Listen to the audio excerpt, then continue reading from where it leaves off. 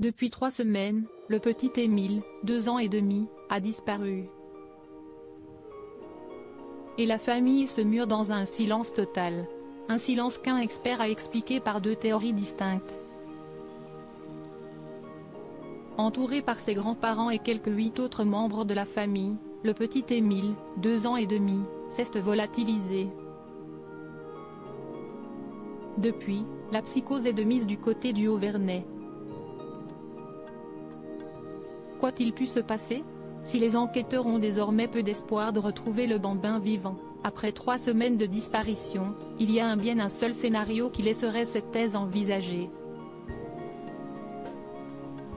Mais pour le moment, aucune piste n'est privilégiée ni même écartée. Le drame familial en fait partie. Et le silence de la famille, ajouté à son côté mystérieux, fait naturellement parler. Un silence que Midi Libre a expliqué par 2 théories. Après bientôt 3 semaines d'investigation des gendarmes de la section de recherche, SR, de Marseille, des spécialistes des enquêtes ont été sollicités par nos confrères, à l'image du colonel de gendarmerie Éric Éméraud, ancien patron de la SR de Montpellier. Ce dernier explique le silence de la famille d'Émile de 2 manières bien distinctes. Si esti peut être simplement leur façon d'être, mais il se peut que ce silence soit le résultat de leurs échanges avec les enquêteurs, estime le policier. En effet, une des difficultés dans ce type d'affaires, réside dans le fait que la famille est destinataire d'informations, mais aussi de beaucoup de désinformations. Il y a tout un tas de charlatans qui les contactent et qui les polluent, des gens qui leur écrivent. Et eux aussi ont besoin de se rendre utiles, fait-il savoir.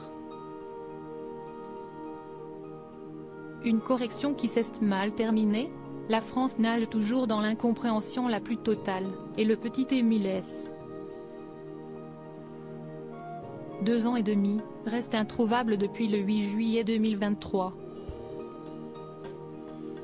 Dans les colonnes du journal Var Matin, du mercredi 26 juillet 2023, Jacques Dallet, ancien procureur, désormais magistrat honoraire à la retraite et auteur de livres consacrés à des énigmes judiciaires non élucidées, a émis plusieurs hypothèses, l'une impliquant la famille.